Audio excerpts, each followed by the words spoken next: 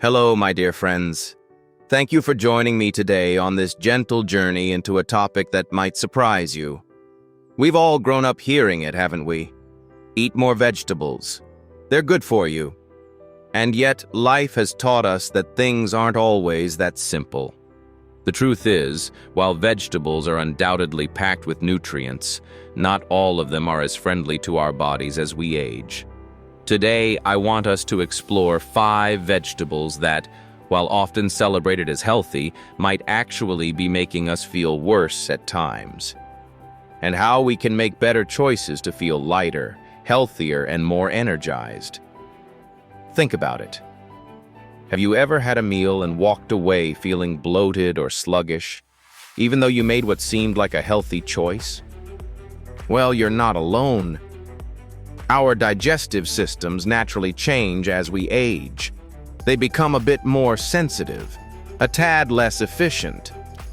But with some mindful adjustments, we can nourish ourselves in ways that truly support long-term health. Shall we begin? Let's start with cruciferous vegetables. Oh, they sound sophisticated, right? Broccoli, cauliflower, Brussels sprouts, cabbage.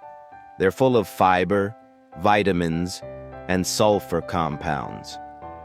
But they can also wreak havoc on your digestion if you're not careful.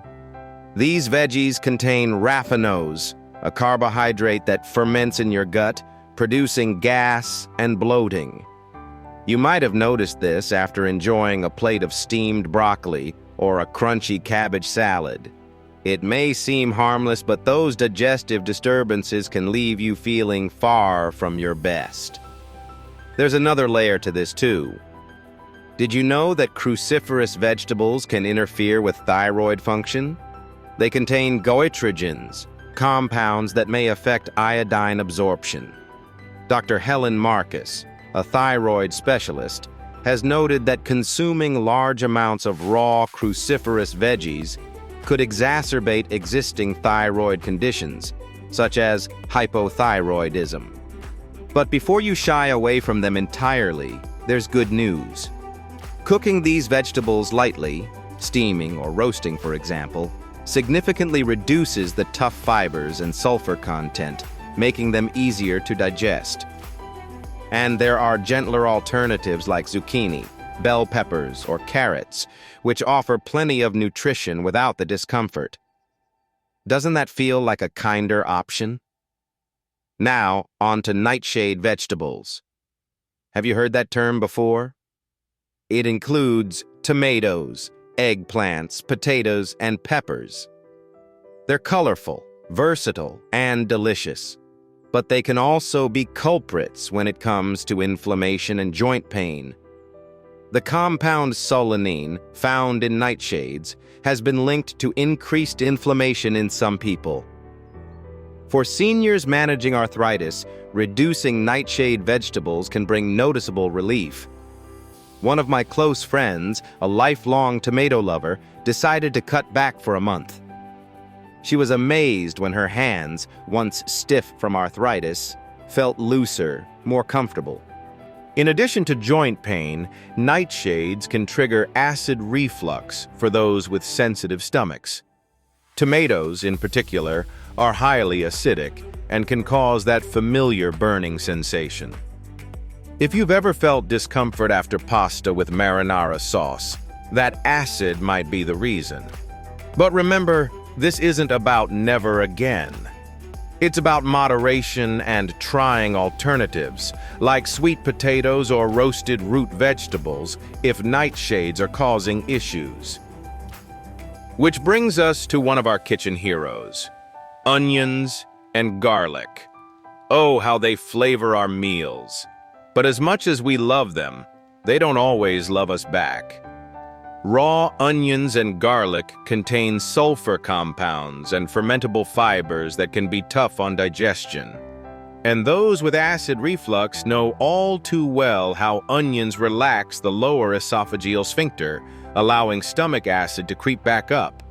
If you've dealt with that burning chest pain after a hearty meal, onions or garlic could be your culprit. Cooking can work wonders here once again.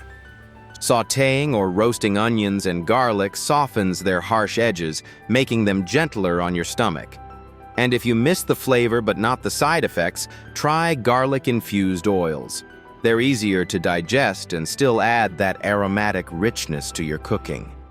The small adjustments can make all the difference. Next, let's talk about corn and other starchy vegetables. Corn on the cob, popcorn during a movie night. It's part of life's simple pleasures. But for many, corn can lead to bloating and incomplete digestion due to its cellulose-rich outer layer.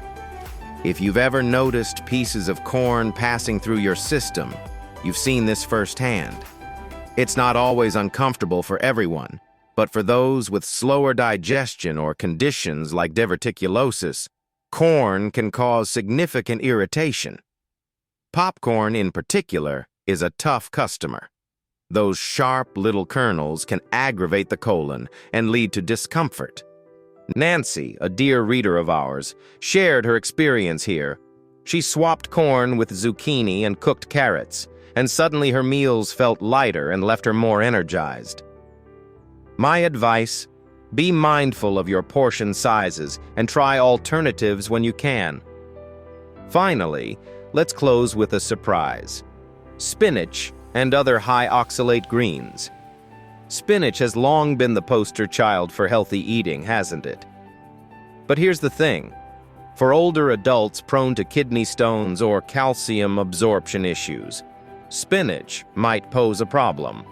High in oxalates, spinach can bind to calcium in your gut, limiting absorption and potentially contributing to kidney stone formation. If this resonates with you, perhaps you've experienced the sharp pain of kidney stones in the past. It's something we'd all prefer to avoid. There's a gentle solution here too. Switch to low oxalate greens like romaine lettuce, bok choy, or kale. These choices give you the nutrients you need without the added risk. And if you enjoy spinach, remember to pair it with calcium-rich foods like yogurt or cheese.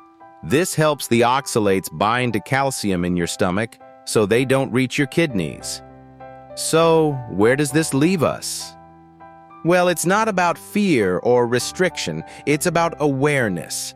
It's about listening to your body, something experience has already taught us to do, and choosing foods that support how you want to feel. Maybe broccoli doesn't sit well with you anymore, but steamed zucchini does. Maybe cutting back on garlic reduces your acid reflux. These small changes add up to a greater ease in living, which, at this stage in life, feels like a precious gift. Before we close this chat, let's pause for a moment. Think back to a recent meal that left you feeling less than your best. What could you tweak next time to feel more comfortable and energized? Small changes are where the magic begins. If you'd like, share your insights or questions in our comment section. I always look forward to hearing from you. And if this topic resonated, consider subscribing and supporting us so we can continue these meaningful conversations together. Until next time, take gentle care of yourselves. Your well-being is worth every mindful choice you make.